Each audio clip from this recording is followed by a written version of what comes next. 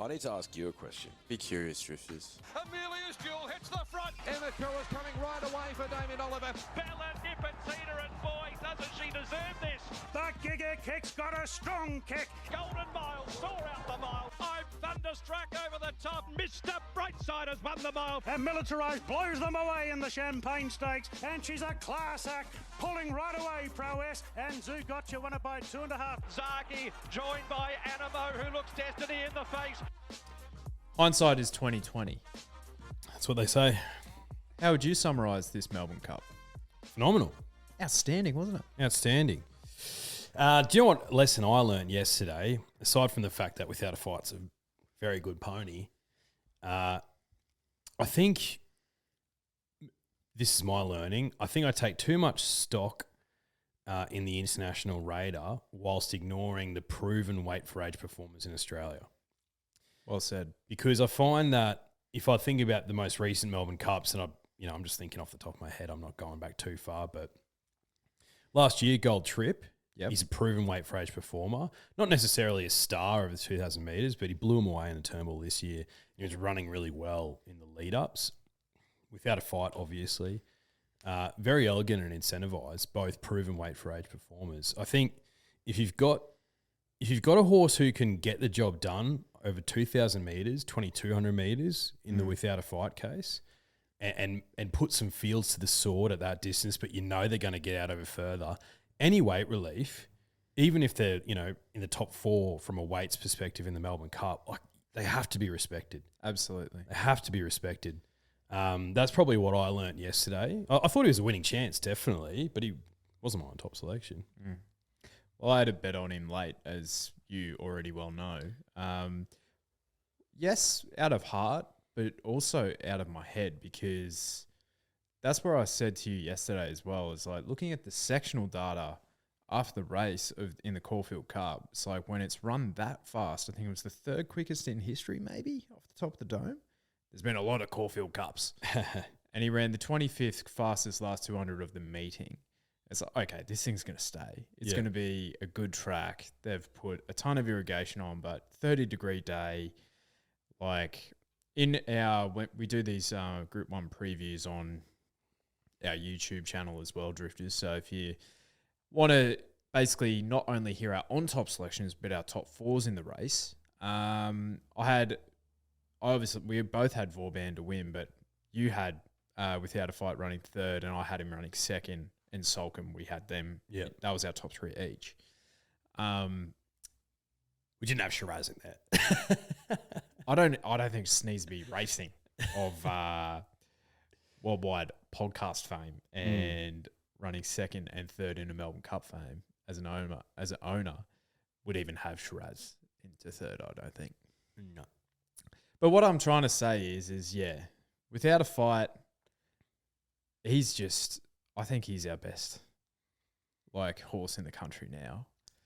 He's a star, mate. I reckon if you set him for anything 2,000 metres plus, good track, he'll win it.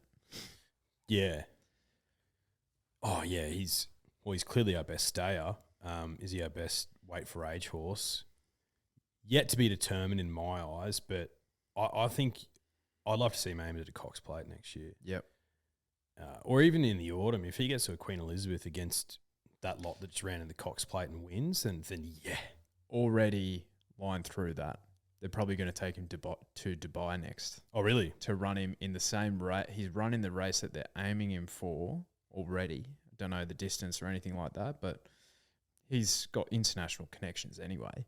So it kind of makes sense. So this will be a horse that we see on the international stage now. Cool. For a 7-year-old, he's only had 20 starts. He's very lightly raced. Yeah, Northern Hemisphere 7-year-old, so still 6. Yeah, very lightly raced, which they typically are, right? That was when he pressed the button. No other horse you wanted to be on. Nah, blitzed him. People out there saying Salcombe should have won. I don't think so. You had a lot of vested interest, not necessarily from yourself, but you inherited a ticket. Yeah, I did. It would have been a significant collect if Salcombe won for me, Drifters, but I've watched the replay a couple of times and And even if he trails without a fight into the race, does he go closer? Yeah, I think he goes closer, but without a fight, was strong to the line. Yeah, and Zara basically stopped riding him in the last 100.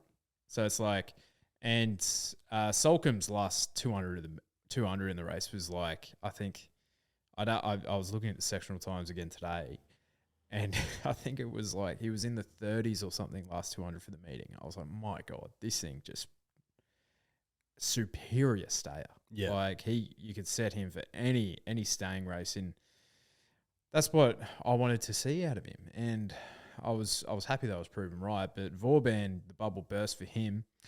I'd say the upgrade of the track straight after probably, I think we might have kind of, even though we had him on top in our preview, in our runner by runner preview, that's the thing. The only thing that we were really nervous about was that rock hard track. Yeah, it proved to be correct.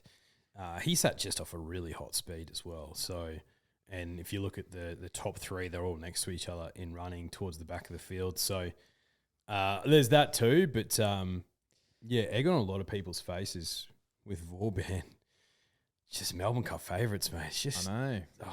Such a hard race. So let's go through like the runners that we had we had a little bit of a push for, right? So without a fight, we said was a winning chance. Solcombe, winning chance. Shiraz, with all due respect. With all due respect. Look, I thought he'd definitely run out the 3,200 metres and come into the top 10 maybe, but not. Needed the storm to hit. Yeah, he's run out of his skin. Absolutely. Ash Run, I think I said I wouldn't be surprised if this horse popped up. You were less enthused. Less interested. Now, Cooper Cordless of Cordless fame texted me, hey, mate, did you have a win on the Cup yesterday? I was like, I had bit on without a fight, yeah. Had a bit on without a fight, but nothing too crazy. I was like, what about yourself? Because, I typically ask questions back. He's like, I had without a fight to win, Solcombe top 3 and Gold Trip top 4 in a multi for a 4-figure collect. You should have seen my face when I realised it wasn't Gold Trip for 4th. Oh, no. How sickening is that? I assumed it was Gold Trip. So did I. Yeah, that's sickening. Ash Run. Yeah. Hell of a training performance, that. Yep. I wonder what price you would have got for Ash Run being the first of the Mar Eustace horse home. Oh, an enormous price.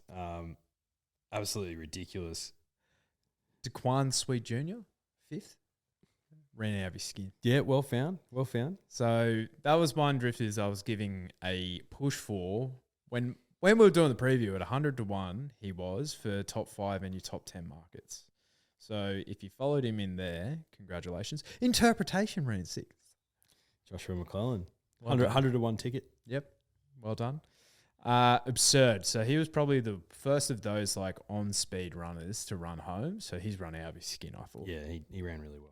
He looked the winner at some stage. Yep. True marvels run a race here. 3 wide, with and without cover, but like the local hurdle form turns out to be okay. Mate, how good. Van de Clare, you gave a push for. Yeah, I thought he'd run well. Ran 9th, and then we were both keen on Military Mission top 10, and he snuck in for 10th. So, yeah, Vauban 14th, Gold Trip 17th, but he was lame. Virtual Circle 18th, Serpentine setting that pace at 19th. So, Calipaw was probably one of the ones that we didn't get right. We thought the Archer backup just proves to me that Archer was one of the worst ever. Yeah, and lob that in with the one of the worst ever Derby days. So that we've heard of like the despair of Melbourne Cup Day, but a drifter, my God, he's Marcus, loyal listener Marcus, has sent in yesterday of one of his mates who had a $2 trifecta or first 4, must be a first 4. Thought he boxed them all. Turns out he had them 1 out, and he's had a 5-figure collect. It's not gambling irresponsibly. This is just kissed on the dick gambling. That is kiss on the dick gambling. Yeah. It's unbelievable. I saw a few people have decent collects. I saw the good people at Ned's pay out a lucky punter nearly $500,000. Crazy. Picking the first 4. Unbelievable. So, Just the Melbourne Cup, right? Oh, the exotics, enormous, enormous exotics. So, no, without a fight, deserved winner. It was hell of a race. Hell of a race. Before we get into Champions Day preview, Drifters, you might be seeing this cap that I'm wearing. If you can't see it, then jump onto YouTube or whatever. But I've got one of these in my hands. It's a On the Drift corduroy cap. Now, what I'm going to propose to you is if you are listening to this or watching this, the best review or comment left on our YouTube, if you subscribe as well, or Apple Podcasts, any review, the best one, 5-star, gets one of these. We'll send it out. Yeah, lovely. It's probably the highest quality corduroy cap you could hope to ever own, Drifters. So It's good stuff. yeah, get on the socials, get on YouTube, Apple Podcasts, wherever you can. Leave a comment, 5-star review. That's all we ask for. Yeah, we'd love that. All right, Champions Day. Should we rename it Champ Day?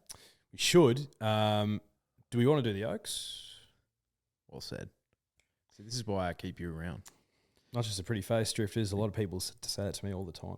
Victoria Oaks, 2,500 metres. Rail out 5 metres for the 3-year-old fillies. That's why we out in the club on a Thursday night because it's Ladies' Day.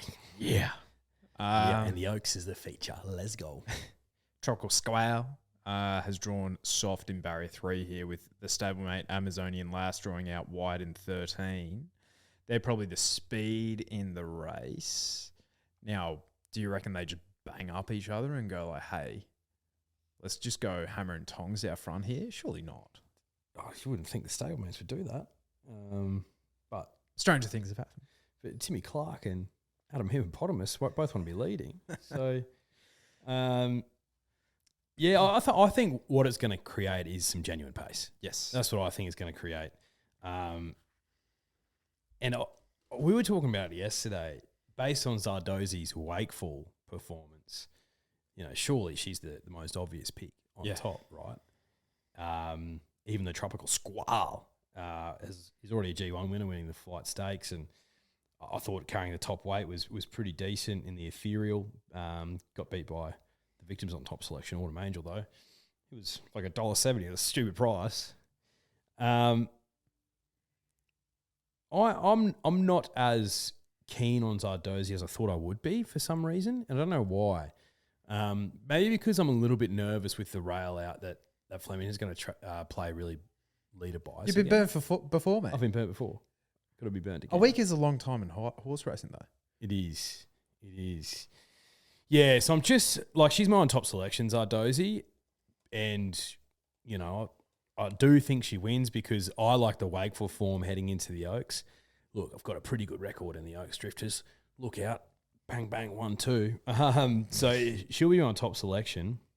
Tropical Squall is the one I want to take out of the Waterhouse and Bott camp, though. I think it's better than Amazonian Lass. I think Amazonian Lass, even though it's going at a decent clip, that track bias on Derby Day, I don't want to think about it anymore.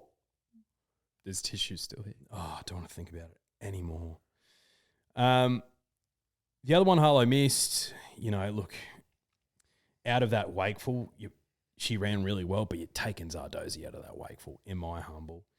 I've seen a bit of a push for Basilina, bringing slightly different form with D. Oliver on. It's got the ethereal form behind Tropical Squall. So it's bringing slightly different form to that Wakeful. And yeah, there's probably the chances in that Athelflaed as well. Yep. Zardozi on top, but with not as much confidence as what I was anticipating, mate. Okay. All right. I'm pretty confident in Zardozi. The only thing that gets me a little bit nervous, but I think she was just exposed so far out that, and J-Mac did that because he knew he had no other winning chance if he didn't do it, but she actually laid in quite a lot during the straight. So it's if you're looking for some sort of case for her not to stay it, you could be suggested that she got a little bit of the wobbly legs, but I thought she hit the line genuine enough. Yeah, and this has always been the grand final, so you don't think she was... James Cummings would have been using that run to bring her on, you know what I mean? So Whereas Tropical Squall's been up for a long, long time, so might be just looking like a bit of a shot duck up there. Would not be surprised if Hollow Mist bounced back. She's a pretty big price, like $15 or $16 for people at Neds. I think there's better bets in the race if you want to get the favourite beat. One of those is number 4, Served Cold, who won the Geelong Classic as a filly. Now, that doesn't happen all that often. And she beat the likes of Waverley and Kosgei. Now, Kosgei ran 4th in the Derby, so that form has somewhat been franked. That was 2,200 metres there, and she absolutely brained him.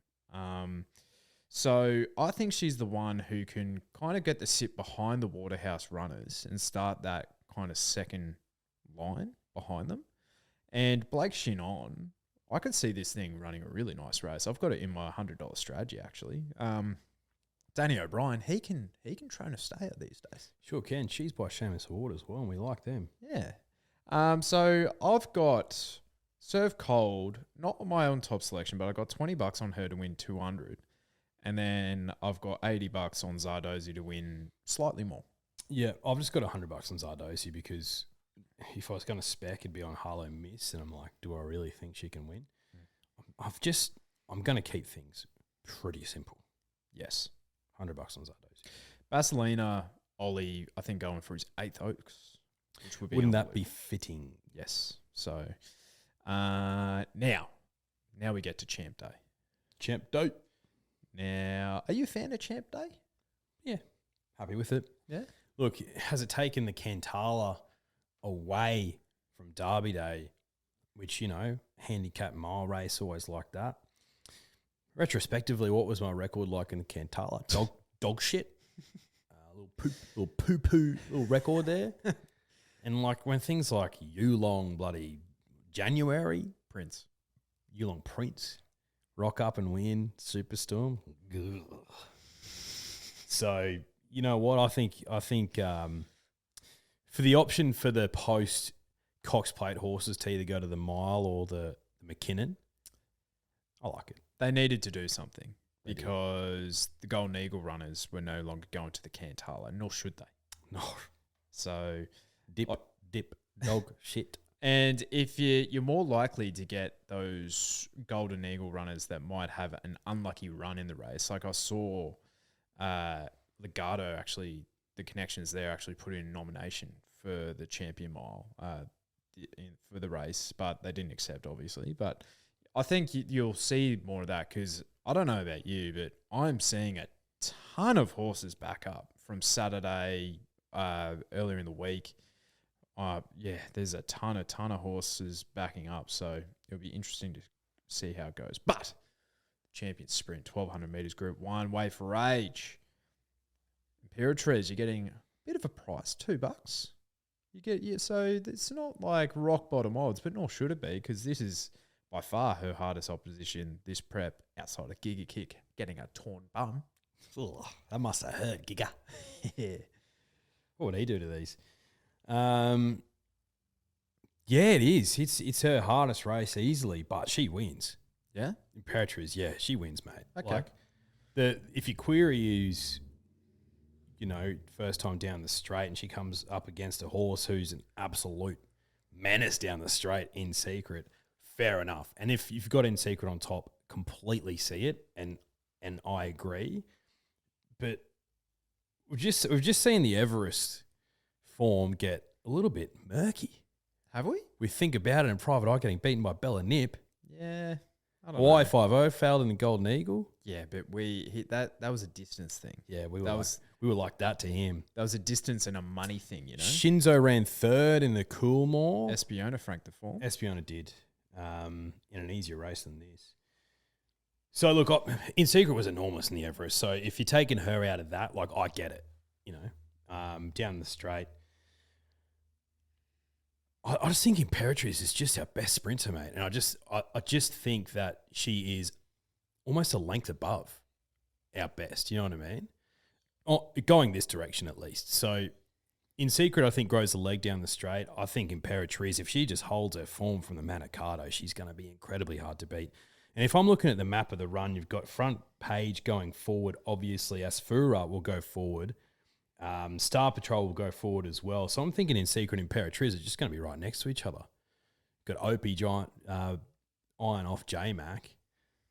She's drawn perfectly, so is In Secret. So Asfura will bring Imperatriz into the race. I think Front Page will bring, and Star Patrol will bring In Secret into the race. So, but Imperatriz on top for me, $100 on. Like I'm not complicating things. Yep. I think she's just better. Okay. Bella Nips on the backup. $12 is a big price. It is a big price, but I said to you last week, I might have said it in the review podcast, she has a spike performance like once a prep, and I think that was last week. Yep. I agree. I'm really, really tempted to put In Secret on top here. I really am. And I don't know my New Zealand track maps that well, right? But I was trying to have a look to see if they kind of look a little bit similar to, I guess, Moonee Valley to an extent. And I think Tarapa to an extent, I think it has a 400-meter straight, and she brained him that day. So that kind of put a little bit of fly in the ointment for me. But there's some other tracks over there where they look like they have quite a sharp bend into the straight, and it's a short She straight. sort of scoots around. Yeah. Scooting around, following the rail. One thing I've heard about her, and you look at her Moonee Valley form, it's the best in the country, where she gets on the bend there, and then she changes legs, and then she just accelerates like no one else can. I'm like, oh, okay. Will that be beneficial down the straight though? It's and then I was like, okay, when have I seen this horse in Australia run on a long track, right? A long straight. And my mind goes to Randwick, where Artorias beat her. Now, caveat there, I think she jumped way too well, and she was almost leading that race, which I don't think is her jam. No. And so will that happen here? I don't know. I'm really tempted to go In Secret on top. I'm a 50-50 to do it, to be honest. So I'm either going to have In Secret on top, probably $100 on her, or I'm going to have $100 on Imperatriz. I'm a 50-50 at this stage. Yeah, so fair. Because In Secret down the straight, mate, her form is so good. So good down the straight. Yeah. And yeah, coming out of that Everest, she had a trial in. She's only fourth up here. I was thinking Imperatriz, mate. She's made the move over here, and she's settled into the country. Whereas you look at the Canterbury Stakes over 1,300 metres in the autumn, and fresh off the plane. I think you're so right. She was found the front too early. She can get perfectly smothered here, I think, and explode. So I'm confident she wins. Yep. And Espiona back on her Melbourne leg could be fascinating as well. So could be. I just think I love Espiona. 1,400 metres, right? 1,400 metres. I don't think her best is up to these. Nah, West Way for Age, not quite. The Champ Mile. The Champ Mile, not the Cantala. I think this is a great field. Good field. Good field, not great field. Good field. Great field, you don't need a big field for it to be a great field. Yeah. The Cox Plate's a great field. Sure. And you have, 4 runners out of the Cox Plate there. Yep. No, this is good race. Good Pride, race. Pride of Jenny backing up. Yeah. Well, look, Pride of Jenny versus Alligator Blood. That will be fascinating. She'll go forward. He'll take a seat. Look, could she go back-to-back weekends, G1s? Surely not. Alligator Blood, Pride of Jenny. The speed will be on. Yep. That should suit pretty much everyone in the race, right? Yeah. Fangirl getting to Flemington's a big tick. Wide open track. Yeah. J-Mac back on. 7 runners. She won't be that far off him.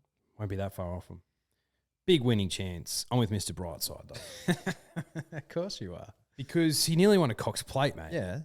He's coming back to the mile. Yep. On a deck which I'm hoping isn't too hot, rock hard for him. That's my concern. Yep.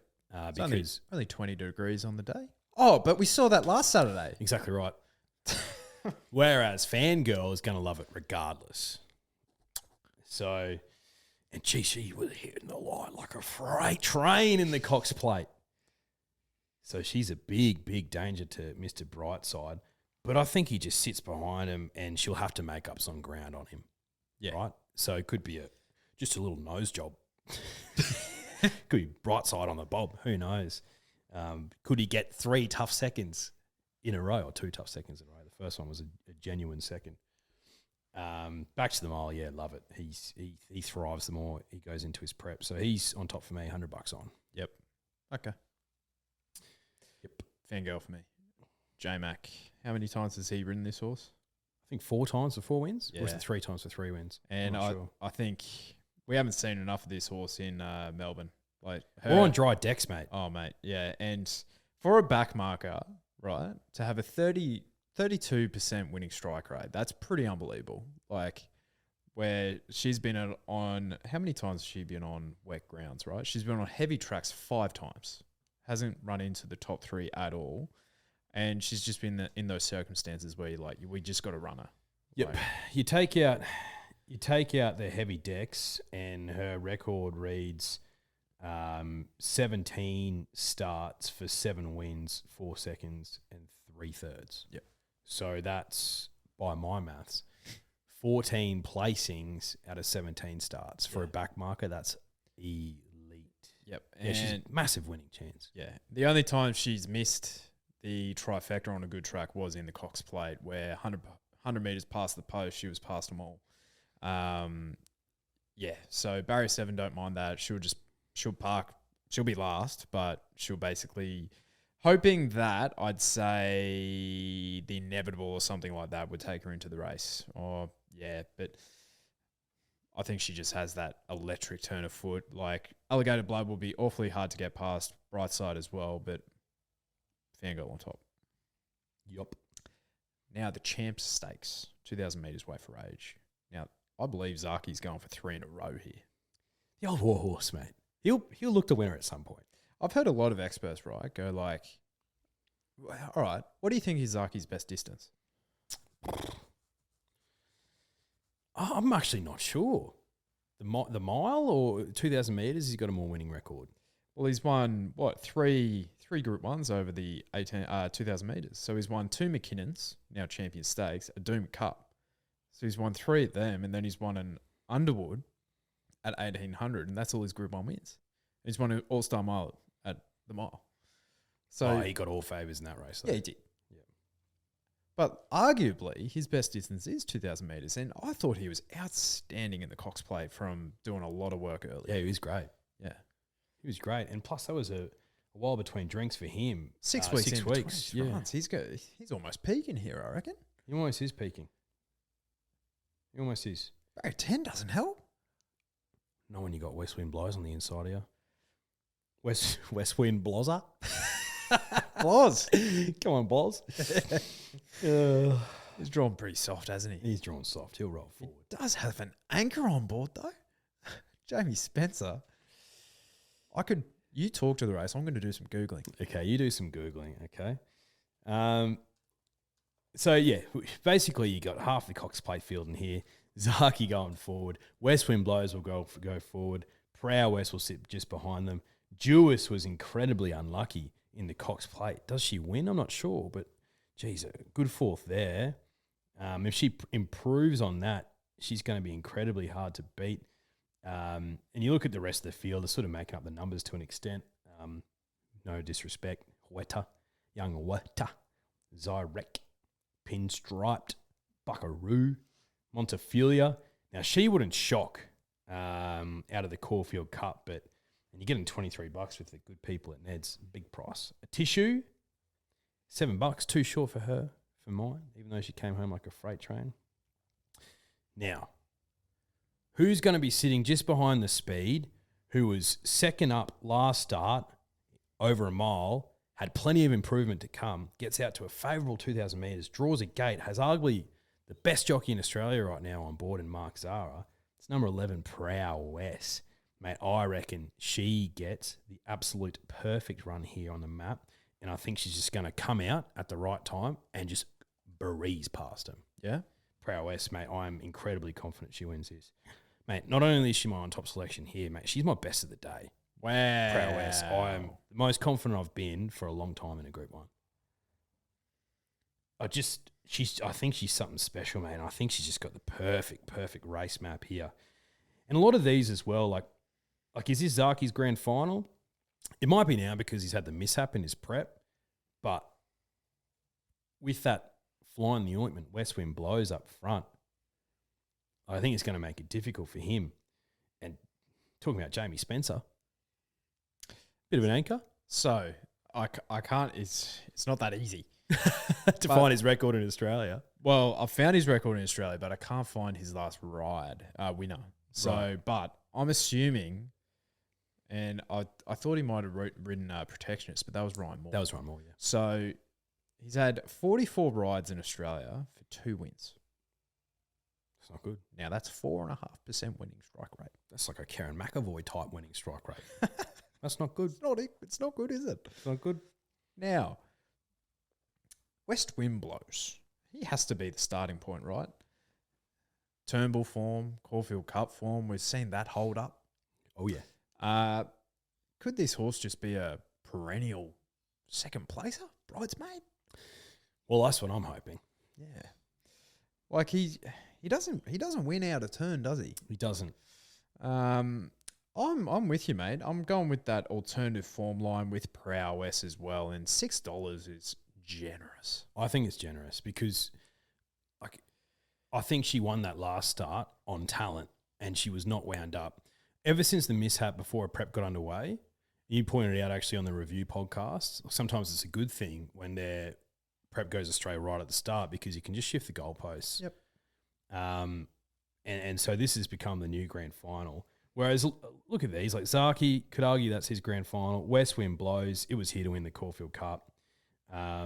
Montefilia, perhaps just not good enough. Out. Exactly. And Jewess, I think the Cox Plate was probably her grand final, right? Yeah. And plus she's changed silk, so she's not a chance. Well, she hasn't actually. Not yet. Oh, not yet. She's changed ownership though, but they haven't changed over. Gotcha. So Jewess is now owned by Yulong, just like half the Group 1 winning mares in the country. Drifters. So she'll be in the same silks as Montefilia eventually. But, oh, mate, I'm dead keen on prowess. Yep. Okay. $6 for the good people in there is generous. I'm going to have a Quinella in this race with Zaaki as well. I think 2 horses in their grand final where West Wind Blows is a bit of an afterthought, but why wouldn't you have a have a throw at the stumps, yeah. What is this race worth? 3 mil? Yeah. My God. You'd be silly not to. All right. Let's go through the rest of the undercard, eh? Now. $100 on prowess. Same. Maybe 50 each way. I'll see how I feel. Okay. Let's go to Flemington, race 2, the Always Welcome Stakes. Yeah, always welcome. I thought this race is very unwelcome because I thought it was extremely difficult. 1,200 metres handicap. She is a tricky race, isn't it? Speaking of the quick backup, I think you're looking at horses, like It's Our Time, Najim Suhal on the quick backup. They're a chance here. But I know we've potted her on this podcast a bit, but I like the fact that she's coming back in distance. She ran pretty good. She ran pretty good. All things considered, number 4, Parasar. J-Mac on, draws a gate. $3.20 with the good people in there. It's short enough, but I think she wins this. This is the right sort of race for her. Yeah, at the 12 furlong, the 1,200 metres for sure, and drop in weight for her as well. So she carried 58 kilos in the invitation, 54.5 here. She'll probably control the race out front. I am interested with It's Our Time though. He's definitely not one of mine, but he basically just races every second race he's down the straight. He's almost a straight track specialist. You could say that. So, he's had 13 runs at the track for, he's ran in the Quinella 8 times. So I'm leaning towards It's Our Time, drawn the outside barrier. Blake Shin could be the fresh ground zooming lead as well. Race 3 is the Springtime Stakes. It is springtime. 1,400 metres listed race. I'm quite keen on one here. I am too. I'm keen on number 6, Schwartz. Form around Archo Nacho. He was held up in that race 300, 400 metres out from memory. So I think he should have placed. And look, Archo Nacho, if he was in this race with 54 kilos, he'd be my top selection. So, and same with Mahaba, that nutcase. He he is a bit of a nutcase, isn't he? He's nuts. So he's my top selection here. Yep. I like number 7, Quickster. Now, this thing has Skybird form. And Good form. Very good form. And it ran on a day at the Valley where it was near on impossible that day. So did get held up, only out until the 150 as well. And it absolutely smashed the line. Still a maiden. Was hoping for more than $7, but I think they're looking at that Skybird form and they're going, you know what? Keeping it safe. Keeping it very safe. Race 4 on the program is the Queen Elizabeth Stakes, 2,600 metres, Group 3. Our guy, Muramasa. He wins this, mate. He's good, isn't he? He's good. Gets in this well weighted, beats the handicapper, I think, on an upward spiral. He was scratched from the Archer. No. Bendigo Cup. Yes. These Silks won it last year, Drifters, with Solcombe, who went on to win, come second in a Melbourne Cup. Hey, he won a 1,700 metre race. He did. He did. He's come back a different horse. This prep. Was he gelded before this prep? I believe so. Gelded and throat issues. Tie-back surgery, that one? Breathing issues. So they've clearly sorted that out. And he was running when La Nina was just pissing down everywhere, not suited. He needs good ground. He needs them Japanese dry decks. Deep impact. By deep impact. Well weighted here. Stable's on fire too, mate. Yeah, they are doing so well. 2 winners on Melbourne Cup Day. Yeah, they're on fire. So Muramasa on top for me. He's $5 with the good people in Ned's. Easy enough. Let me have a look at Muramasa Melbourne Cup for next year. He's not in the market. Oh, wait. Yes, he is. Let me try and find him. He'll be 100 to 1, surely. I don't know. Futures markets are pretty toxic. He's not even in there. Couldn't find him. But if he comes out and wins this convincingly, he'll be in that market. Yeah. So, it might be worth a little request from the good people at Ned's. Yeah, like Ahmad won the Bendigo Cup and, he's got a sensational winning strike rate for a horse that is Solcombe-like out of the gates. Absolutely walks out. But Muramasa's just in too good a form. You can put him on speed. You can ride him back. Flemington's his track. He just grinds into it, doesn't he? Sounds like a betting prospect to me. $5 each way to nothing. Sheesh. All right. Race 5 is the Matriarch. Now, 2,000 metres Group 2 for the mares. Set weights, penalties. A Tissue won this last year and absolutely brained them. Any firm opinions in this race? No, this is a tricky one, mate. I didn't mind the look of that Pearl of Alsace. Pearl of Alsace. Alfalfa. Got that Group 1 form that you were talking about last week with Ladies Mad. Oh, that gives me the ick big time. Interesting that J-Max booked. Because Kiwis, mate. Kiwis, yeah, but J-Mac could be on Thalassophile. He could. Guess who's on? The shit Mac, K. So, I think that's very interesting. Probably more of a watch race for me, but, depending on what I'm doing on Saturday, I have a little sneaky spec, but aside from that, I'm not too keen on any. All right. Couple of Oaks winners in here, but I've got one, and it's not the one you're thinking, because Amakura is only second up. She needs a few more runs until she'll be targeted towards a country cup or something. I've got a cracking bet in this race, and it's a big price. Okay. Big price. I want you to have a look at number 9, Noah Enadil, Queensland form. Now, this mare is going 4th up here. Now, she ran 4th up against Amakura in the Queensland Oaks last prep, ran 3rd behind her, had a torrid run. Torrid. And Amakura didn't go around another filly that race. But she did extremely well, only to be beaten 3 lengths there. Next start, she goes out and she wins. So she, against the likes of Prince and Rahanis and pretty amazing, who I have a lot of time for, not so much these days. But in that Queensland Oaks, mate, she defeated the likes of Renaissance Woman. What's Renaissance Woman come out and done now? If Renaissance Woman was in this race, what price would she be? Short. $34. With the good people at Ned's. And last start over the mile, needs further. Last started her run from the 600, was widest into the straight. You can look at it on the Racing Queensland website. Greathouse was running second in there. He was running in Melbourne Cup a couple of years ago. Yeah, he was, wasn't he? And Shibley is one of the Brisbane Bullies' favourite horses to bet on. So Sure is. only lost by a couple of lengths there, was strong through the line, had every right to not run it out. She's a cracking bet this weekend and a deal. I think she will run into the top 3 for sure. Big price. 1x3 all day. I think that's about it in Flemington. Yes, it is. Now let's go to Rosehill and let's start with the 5 Diamonds, which is, I think, race 8 on your program. 1,800 metres, set weights and penalties. Converge is the top weight with 59 kilos, and then the likes of Thalassophile, who you just mentioned, who's dual accepted, on 55. So that's the spread of the weights there. Firm opinions here?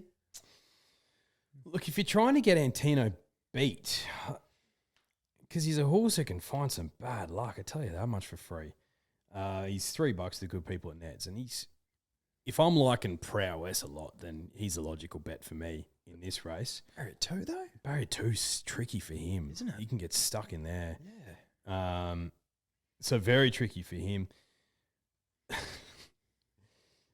Got my money from him on Melbourne Cup Day, and he's on the quick backup here. I think he'll run a good race because this is 1,800 metres on the quick backup. $15 to the good people in Ned, so keep an eye out for him. Entire can absorb the work. Does he still have his nuts? Yeah. Fascinating. I think Huya Mal will run a big race here. Yeah. I think he will. Back to 1,800 metres after coming out of the Caulfield Cup. Just wasn't his jam, that race, after sort of being in the first half of the race. He was a bit keen. He was going a bit too quick. I just don't think he's jam. I think he's more of a 2,000 metre horse. And if you look at his Hill Stakes, that was over 1,900 metres, and Montefiore only grabbed him at the end. I think that's good enough for him to win a race like this. So he's a big price. $18 is a big price for him. Gate 15 is a bit tricky, but Adam Hippopotamus, from that gate, like he'll ping him well enough to probably get a spot midfield. Hopefully he has some cover. So he's probably going to be the bet for me each way. Shout out to Sneesby Racing. He's due for a win. Isn't he? Mate, you can lock it in that thing is running second. Oh man, unbelievable. So yeah, Antino will be very hard to beat, but yeah, who you Mal at a price for me? Detonator Jack. Detonator. It's his time. 1,800 metres. We've been waiting for him to get out to this distance forever. Draws a gate. Jay Collette on.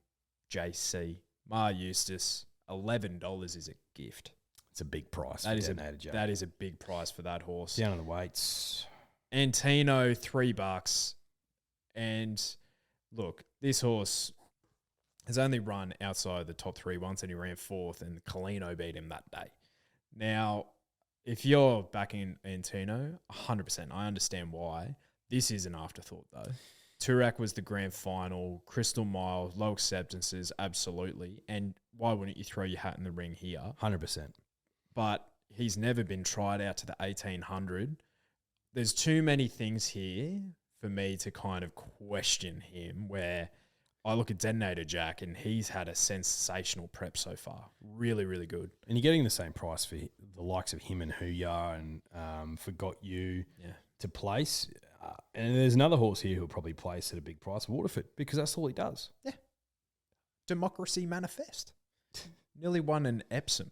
You know what I mean? So, yeah, I'm very keen on Detonator Jack this weekend. So I think it's been the plan all along, and we're wondering what the hell they were doing. I wonder what the source will find. Yeah, well said. All right. In Rosehill, I think we just have the Hot Danish left and maybe one other one.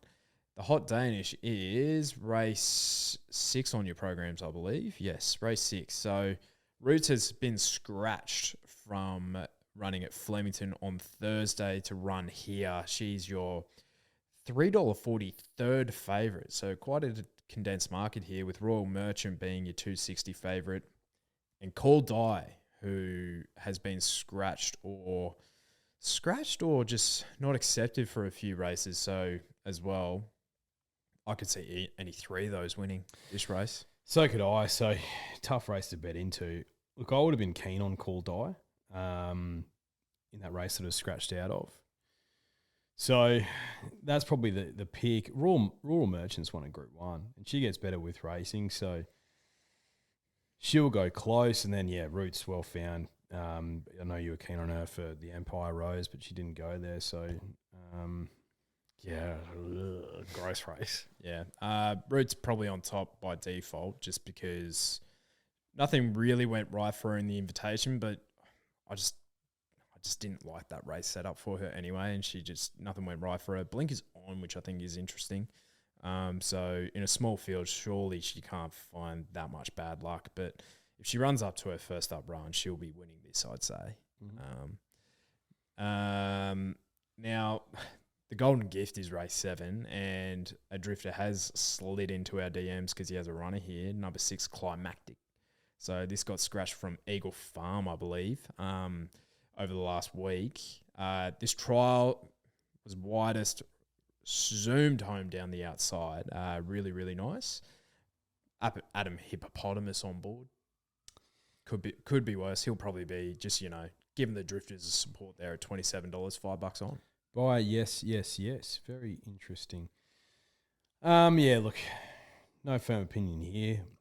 Look, a race like this, you like to see one who's already got race experience, and one that's got race experience and won is Shangri-La Express. It's short enough. Very 14, tough. Tricky, but sometimes with these 2-year-olds, all you need is just a little bit of race experience and you're just better. That's well said by you. Yeah. So, Prowess, best of the day. Love that. Oh, the setup's perfect. Yep. Third up, grand final, drawn a gate, Mark Zara on, the speed map in her favour, Flemington, dry deck. Like, there's just so many ticks. Very, very keen on her. Okay. Very nice. Yeah. I'm keen on Noah and a deal. $34. I think that's one of the best $30 pops I've seen since Straight A's. Shit. Hey, ran pretty good in the Golden Eagle, that horse. Yes. Nearly caused mayhem, though. Yeah, nearly killed Amelia's Jewel / Damien Lane, Tyler Schiller. Good one. But, well found by you, mate. Keen for this weekend of racing. Very keen. Yeah. It's a great day of racing, mate. It's fantastic. Sequestered is in the first at Flemington, did you see? I did see that. I'll be fascinated to see if the Victim has that horse on top. Yes, the Victim and I are probably catching up Friday afternoon. Going to make it, a little bit of a what's the word I'm looking for? Routine, partnership.